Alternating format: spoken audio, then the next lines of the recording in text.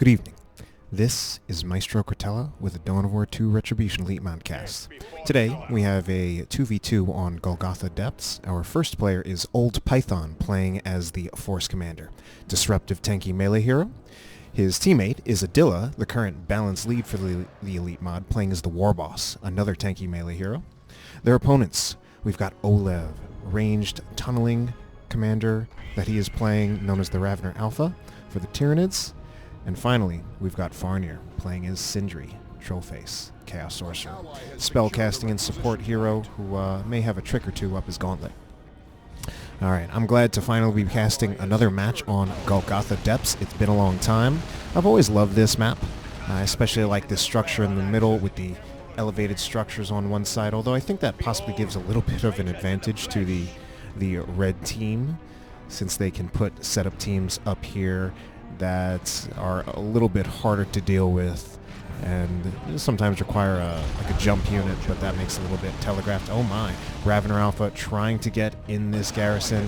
Is he going to die on his way out? I don't think, it's not going to be quite enough from the Warboss, so he will get out of there. It looks like a threatening situation, but it looks like he also captured a power farm, well, the contested power farm. And we are going to see a 2-to-1 cap in favor of the red team to start out. Chaos Space Marine is going to move into the middle.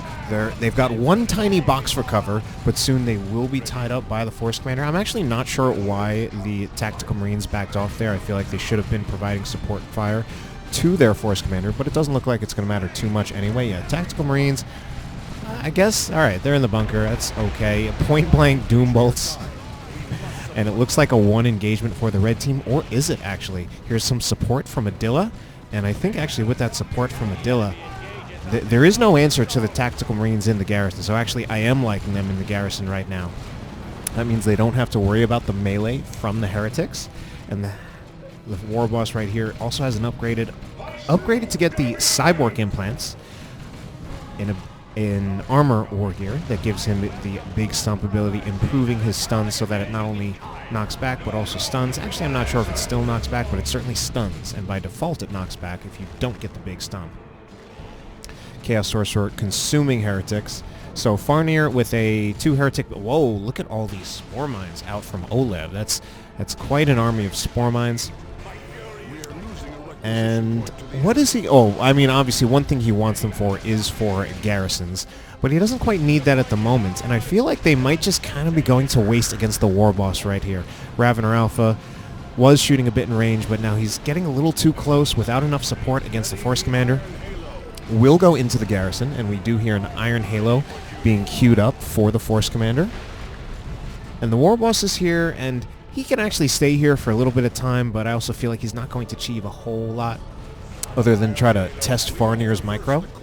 And we are going to see a squad of Raptors out for Farnir. We've got some other jump squad over here. I could even see on the mini-map that they were jumping in. Assault Marines jumping into Hormagaunts, which they actually do quite a bit less damage than the Hormagaunts, but they have the advantage of that jumping in, so they get that knockback. And then they start getting a lot of damage in before the Hormagaunts even get up, and start getting kills just right about as the Hormagaunts get up. So that is a Hormagaunt squad forced off, losing a lot of models, pretty close to dying actually, although I don't think he was going to let them. Hear those spore mines going in, and eventually they will get a few detonations, but I don't feel that the spore mines are really achieving that much. I mean, they actually did take a lot of health damage, but we actually did not see a single model loss from any of these squads, which means they can stay here and complete this generator bash. We'll probably see a Sluggo model die. No! Still didn't even get a Sluggo model dying with the Warhammer Alpha throwing some shots in. The Warhammer Alpha can't stay here. He's going to die, actually. That was pretty close. Looks like we're now going to see a triple cap for the red team, with the Hormagaunts getting a back cap on the blue team's natural VP. The map has actually really been painted red, so it looks like now we're going to see Old Python try to move in for a power bash. This is a strong start for the red team, and I'm very concerned for the blue team at this time. The blue team, I mean, looks like he was trying to get back the natural requisition point for his team, was threatened a little bit. I don't even think this chase on the heretics is worth it. He's not recapturing the requisition point. Meanwhile, we are going to see a generator bash here, targeting the node first. I was going to say, indicating that he might try to go for a decap, but the re-node was real quick. If anything, I feel like it's more worth it to try to go for the generators first, because at this time he hasn't even finished. Okay, he finishes one generator. But I think in that time, if he had targeted the generators first, could have gotten 2 generators, and I think that would have been more worth it than a generator and a node. I mean, it's more requisition that needs to be paid by re-noding it, but I feel the power income is more disrupted by going for the generators first. And actually, he's even going to be able to stay here. We're seeing a lot of garrison play, and then the Force Commander, between the Power Sword and the Iron Halo, is proving to be quite threatening. But then, as the attacks get out of the garrison, they are jumped on by the Raptors. Raptors are going to have to get out of here, and I think soon the Tactical Marines are going to have to go, too. They're trying to go for the garrison. This is super risky, especially because there is a squad of grenade launcher heretics. I think this Tactical Marine squad is going to go down. Yeah, I mean, if they stay in the building, they just get grenaded, so they're dead. Yeah, I don't think that was worth it. I mean, he just threw away a attack squad that also had the Flamer upgrade. Meanwhile, over here, we're seeing a squad of Sluggas trying to get into melee with a double Raveners, so that's quite a lot of... It feels strange to say a lot of DACA for a Tyranid army, but I mean, it's just when you're casting 40k, it just becomes its own phrase. A lot of DACA in that they have the Ravener Alpha, then 2 Raveners. Warrior Brood is just pure melee. I was wondering if we were going to see a Barb Strangler on it to see how heavy it was going to go into ranged, or sorry, yeah, into ranged.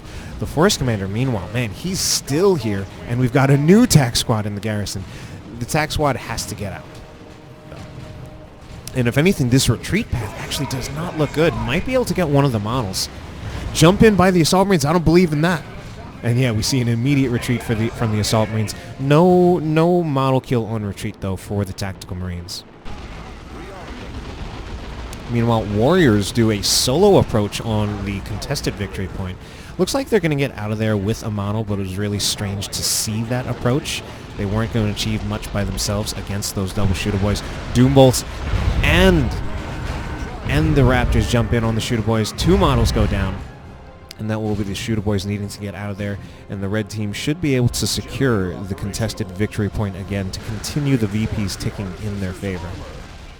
Let's see what's going to transport through the tunnel. It will be the Ravener Alpha, but it looks like the Warboss, aside from trying to get into to use the big stomp, he was trying to just walk on top of the Ravener tunnel just to destroy it, which is a thing he can do. For any commander that can walk through cover, I guess the Ravener Alpha tunnel is basically treated as cover, and you can destroy it in that way just by walking through it.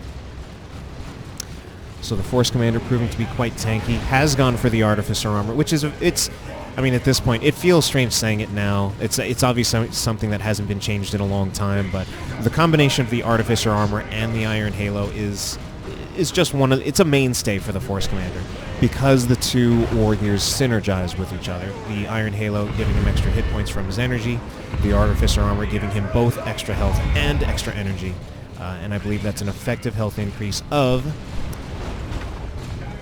600 hit points. No, 800. I don't know if you guys watch other games, but that's a little something we call caster math. Anyway, sounds like things are happening over here, by the way. Oh man, this, I don't actually even remember. Before I clicked on this, I did not remember what this was called. This is a hive node. I do remember in the last time, maybe not the exact last time, but there was definitely a time a while ago when I had been casting, when the hive node was actually way too good. Looks like it counts as buildings, so it might have building armor. But it is just going to be flamed down by this Death Dread out in the field. So we do see the Death Dread out for Adila. First tier 2 unit on the field, and that's why oLev just has to back off, because at the moment he actually can do absolutely nothing about the Death Dread. And man, it's actually taken a while for the Death Dread to go through that hive node. Meanwhile, the rest of the Orc army is engaging. They did do a lot of damage to those Hormigons, but a Slugga squad is in trouble as well. I think a Slugga squad upgraded with the Slugga Knob. If they weren't upgraded with the Knob, I would say they would go down. If anything, now it's the Warriors who are in a lot of trouble. Synapse backlash is going off, and that is the entire Warrior squad being killed. I mean, in part because we saw that double, that assistance from Old Python. Old Python's not even in tier 2, but because his teammate is in tier 2, he was able to synergized with him and made a big power play, taking out that warrior squad. So infiltrated. Oh, I like this combination, but it's actually a little weak. We are going to see good. The unworship. Well, ultimately well played by Farnir. Although I'm actually maybe it wasn't. I think he maybe just kind of got lucky. I like the attempted jump out of the Tzeentch worship, but then we just had the counter jump from the Assault Marines. But the Assault Marines ultimately were not able to achieve much with their counter jump because we were just going to have the unworship from the heretics, which it's a pretty common tactic for just if you're playing Chaos, actually as any commander. And look at this back bash. Back bash by the Death Dread. Looks like he's attacking ground. And the Death Dread is actually, there has been so little done about the Death Dread. But we are going to see the Venom Brood come out from oLev. He's going to back that up with another Warrior Brood. At this point, I'm almost wondering if he would be better served by actually just directly targeting the generator. And at some point, he also has to worry about, like, maybe I need to back off, because at some point, they're not just going to let this thing... I mean, I think the full power farm is gone. But at some point, they are going to try to deal with this. And we actually see oLev with a bit of a positioning advantage and already opening fire on the Death Dread. He's not responding, probably because there are things going on in other parts of the map. Like perhaps over here, we are going to see Assault Marines jump in, use Merciless Strike, knocking down the Tzeentch Marines. But the Raptors jump in as well. Raptors ultimately are going to lose to the Force Commander, who is disrupting them. Scout's going to jump in. Grenade attempt. No dodge. Oh my god, that's the entire squad. At first it looked like no dodge, then we just saw, alright, hit X to retreat. And that was just the full squad of heretics gone. Should have bought an aspiring champion.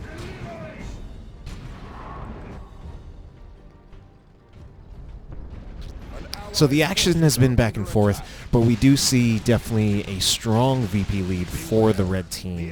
455 to 235. Red team also going to bash this power right here. This is a contested power farm. Red team actually has a significant power disadvantage at the moment, so they may have a strong victory point lead. But I think this is definitely where we see blue team start to really claw their way back into the game. If anything, they've already clawed their way back, and now they're establishing dominance. But the Death Dread, oh my, the Death Dread is actually probably dead. Yeah, missile should go off. I was going to say, missile, he was going to attempt to get into melee range. Now, the Death Dread is gone, but I think the Death Dread paid for itself. And I mean, if he had managed it better, there probably was a way to keep it alive longer. But the Death Dread did achieve a lot, even though it didn't actually do... It probably didn't have many actual, like, unit kills, but it certainly had plenty of generator kills. Anyway, Warboss is in here. And look at that stun, man. They're stunned for so long. And the Warboss, I believe he's now been upgraded to the Power Claw. He's just going to chunk through those warriors. Warriors have been upgraded to Adrenal Glands. And it looks like they're actually going to overwhelm the Warboss. So Warboss was able to stay there for a long time, but probably would have needed some more support. We are going to see the Sluggers go in. Sluggers actually going for the Warriors, but the disruption from the Raveners is there. I see what he was going for. He was going for the Warriors because they were low on health, so he definitely would have killed at least a model if he had gotten into melee with them, and he was going for those Synapse backlashes. Yet again, we're going to see Tactical Marines in the garrison. A lot of garrison play by Old Python. Assault Marines jumping out so that they are not going to take too much damage from those Tzeentch Chaos Space Marines. They are rather low on health. Get out with 4 models, which is pretty lucky considering how low they are on hit points. And Red Team actually now going for trying to get all the victory points back. Looks like they won't get all of them, and that is probably an accidental retreat. He was just capturing this point.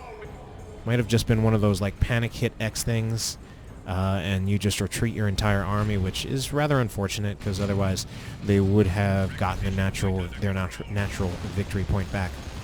So the Force Commander is going to revive the Warboss. That actually puts the Force Commander all the way at level 6. So we're having a pretty beefed up Force Commander right here. Beware the grenade. Where is the grenade?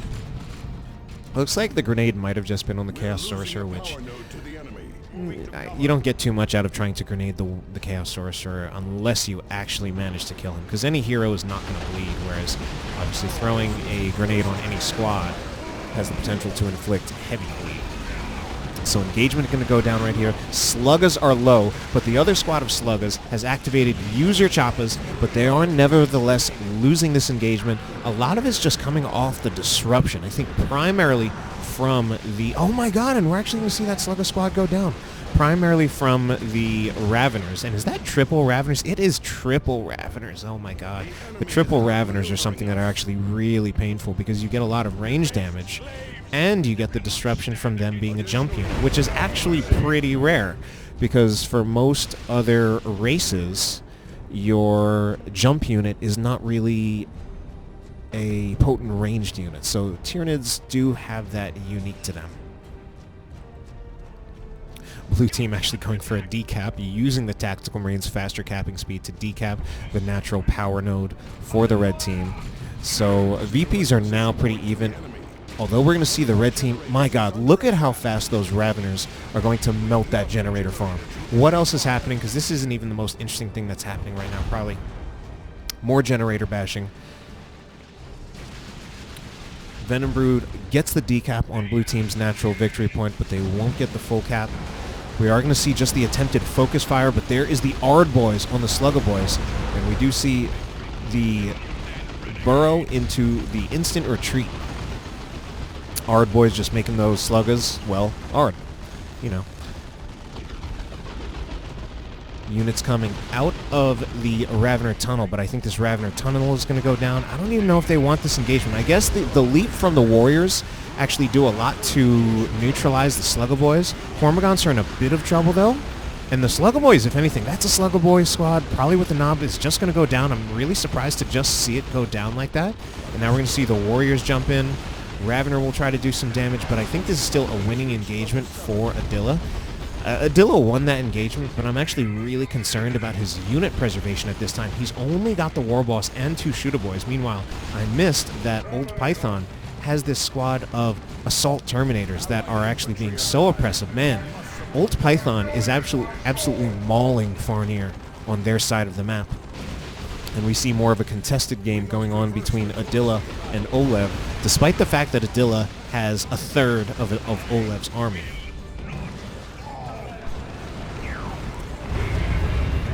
The Assault Terminators proving to be such a nuisance that they're right in the base. This is really problematic because they are threatening to kill these Tzeentch Chaos Space Marines. Tzeentch Chaos Space Marines normally a pretty good counter to Assault Terminators. Why are the Blade Marines forcing melee? Alright, so control of the victory points to the red team again. VPs have been even out quite a bit. The red team still has... They've got, like, Bupkis for power. And Farnir upgraded to Tier 3. Farnir, I don't think he really gets a Tier 3 purchase that soon. Eventually, maybe. Maybe well, not Assault Terminators, maybe Chaos Terminators, if my memory is correct. I forget the power cost on Chaos Terminators. Anyway, what's going on? I can't even find it. Where is it? Where are all these Shooter Boys? Oh, they're just shooting at more generators. So double Shooter Boys fully upgraded, and these Shooter Boys, I think they've been staying alive, so they're both level 2. If we take a look at the levels, we do have a Warboss level 4, Sorcerer dead on the ground at level 3, and the Ravener Alpha also level 3. So in terms of hero play, it's really been Old Python who's kind of dominating. He's probably got, I was going to say, he probably is at level 7 now. Last I checked, he had been at level 6. Meanwhile, rather oLev with that powerful Tyranid range blob. Venom Brood upgraded to the range synapse. This is a strategy, or rather just a composition that is as old as time. Maybe not as old as time, but it's as old as Dawn of War, or Dawn of War 2 rather, which is getting lots of Raveners for their just innately good range damage, and then getting the Venom Brood to support that by providing that improved range damage aura. So we do see the looted tank out from Adila. Now the problem with the looted tank is that he doesn't have a Slugger squad to support him with repairs yet. So, I mean, they're not being threatened by the Venom Brood yet, and as long as they're not being threatened, as long as it is not being threatened by the Venom Brood, it's basically invulnerable. Old Python is losing squads. Old Python does have the Venom Brood. That's really his only answer. Can't even see if the Ravener upgraded to the Warrior that lets him do some AV damage. Can't even see that. Farnir's been dead on the ground for a while now. And so red team, in spite of everything, in spite of not having power, somehow in tier 3, somehow with tier 3 units. Well, actually it's just, no wait, Farnir was building a Predator and then he canceled it. I mean, amazingly, the red team still has a massive VP lead. But right now I actually feel that things are not going well for the red team. I don't. Okay, we're finally going to see the Ravener revive the Force Commander. I think at this point, this late in the game, I don't know. oLev at this point probably going to want to see if he can get out a Carnifex because he's in tier 3. But I also wonder if maybe he wants some kind of upgrade on the Ravener Alpha. I mean, typically the way the commanders work is, of course you're going to have your commander no matter what. Well, unless they're dead on the ground, but getting War Gear, aside from just buffing your commander period, oh, look at that double jump from the Assault Marines. Aside from buffing your commander period, also just helps them scale. And I don't like that jump in by the Assault Marines. Double jump in, get in on the Plague Marines, but they ultimately just had to retreat, and now those Assault Marines will not be around for the engagement. The looted tank is around. Oh my, we had some friendly fire by the Plasma Cannon Devastators. They need to be really careful, or they might even kill that that weird boy in the garrison. And this looted tank is probably dead. It's actually really close, and alright, it looks like he's going to get it out of there with 148 hit points. Look at that jump. Looks like that was a double jump. And I don't know, somehow actually I don't know if there was a jump, but it was definitely just 3 melee Tyranid units. Technically 2 of them actually ranged, but nevertheless being able to melee on that Devastator Plasma squad. Devastator Plasma was able to get out, and the Raptors, they're going to need to get out too, and they are able. Force Commander, can he turn? No, he's too busy doing special attacks, so he won't be able to track on those Raptor models. I was wondering if he was able to get one of those Raptor models on retreat. As tanky as the Force Commander is, the longer he stays in against these Chaos Terminators, at some point he is actually going to go down or be forced to retreat. Is there? No, I don't think there's much chance for Force Melee on the Force Commander on retreat. I don't think, he just has too much health at this point, and they would really need to be more in his retreat path. Only 100 victory points for Old Python and Adila, and it's weird. I actually feel like most of the game, to me, it feels like they're actually playing better. But, you know, I could be wrong. We are going to see a Commando squad out from Adila. And we're seeing quite big armies from oLev and Farnir, with oLev now having a Lictor. Look at that leap in from the Lictor. Does use Flesh Hook on the Warboss, but the Warboss does manage to use the big stump. And he does stun. Stuns in this game last a long time. But I mean, of course, stuns are mitigated by the fact that if your stunned unit is truly in danger, you can always just retreat. Unless you are a Terminator, in which case you are screwed. Anyway, Land Raider Redeemer has been deployed. You know, the few times I've cast Land Raider Redeemer since coming back, things have off and on gone well for the Land Raider Redeemers. So Red Team now really putting on the VP pressure. Adila coming back in here. He's only just now building a Slugger Boy squad, because if he doesn't, then his looted tank is just sitting around doing nothing. Weird Boy is going to have to retreat out of there. Has been upgraded with the War Pet ability, giving him the Foot of Gork, and I think the primary reason to get that is to actually deal with units in garrisons, since it does do plasma cannon damage, which is very effective against garrisons. Anyway, wow. We had a Venom Brood actually just walk into base and actually take out the looted tank, so no more looted tank for Adila. That's a big loss for him. Yeah, he's not going to be able to afford anything like a looted tank for a while. But here is Old Python pushing in with the Land Raider Redeemer. And with the support of that Land Raider Redeemer, he's definitely going to get the natural victory point. It looks like they'll also get back the contested victory point. So we're going to see a triple cap for the blue team for a while, because there isn't really enough anti-vehicle to really threaten this Land Raider Redeemer yet. We do see the Melta upgrade for the Chaos Raptors. And if anything, I mean, we might also see, this might be pushing in a little too hard, because here is also the flank by the Plague Marines. Now the Land Raider Redeemer is a little bit threatened. Was that a teleport in? Yeah, it was definitely teleport in to support. I mean, I guess that does mean they tie up the Raptors. They might even be killing the Raptors, because where are the Raptors going to retreat to? They're already in home base. They jump out. I don't even like that jump. They needed to retreat to, like, the turrets or something. That might be the end of the Raptors. That is the end of the Raptors. It's also the end of the Land Raider Redeemer, because this Plague Marine squad was not properly dealt with. Level 9 Force Commander, by the way. Assault Marines in against an entire army of Tyranids, but still getting out with all 4 models. These Assault Marines have been pretty lucky. Oh man, look at this. This is the boss pull from the Warboss. He's buffing his entire army with 50% less received suppression and 20% health increase. There is a Foot of Gork. Just kidding, did not go off. I think the weird boy must have just been disrupted in some way. We're also going to see a Warp Vomit go in, and this looks like a 1 engagement for the blue team, but we also see a Ravener call in. I don't feel like that Ravener call, is it going to be enough? They're actually forcing them off. Or are they? The weird boy, what is he doing? He's just going to knock over some friendly units? Weird boy is now in a huge amount of trouble. If both the Raveners, okay, they really needed that knockback, because even with that, I was going to say, if the Raveners and the Hormagaunts turn and melee the weird boy, he would be in a lot of trouble. Big stump, doing a lot of damage to those Hormagaunts, and the Warboss is still in here. Thought about trying to get a decap on the red team's natural victory point, but started to just take too much range damage. As tanky as he is, there was damage over time coming from those Plague Marines. There also were the Chaos Terminators, who just have, since they are being left in their ranged form, they actually just have very high range DPS. Man, you know, after 3 years, I really don't have the numbers memorized the way I used to.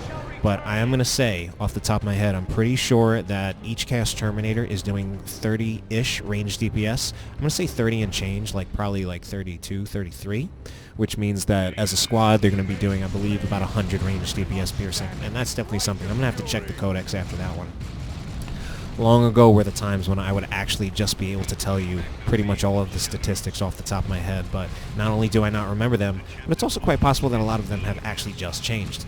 So we're going to see the Assault Marines jumping in on the Chaos Terminators. That's actually a pretty losing fight for the Terminators, but here is the support from the Tzeentch Chaos Space Marines. So they have Tome of Subjugation. There it is from the Sorcerer. Sorcerer now in a bit of trouble. That's the only upgrade the Sorcerer has. And that puts the Assault Marines in such a bad position. And he doesn't re-micro them. I'm pretty sure they have the energy for another jump, but they are just going to die. So there is some of that Sorcerer cheese, that fresh Gouda. It's been so long since I've seen it myself. Even longer since I've done it myself. Here are some Dark Flames, but oh my god, a Foot of Gork on top of a vomit, or rather it's the other way around, and a Rocks. Oh my god.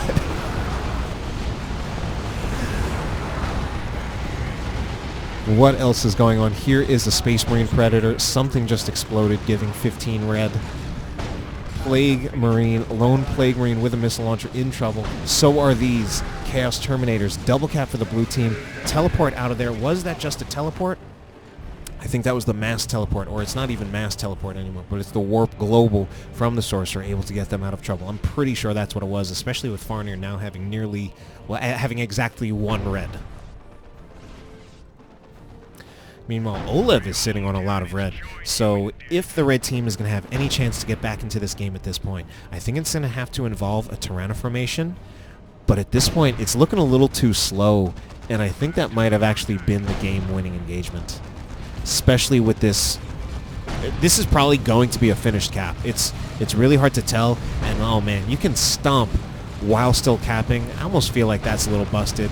He's going to get the cap, and that's definitely the game in favor of the blue team. The enemy is an ally has secured power. Alright, that's it.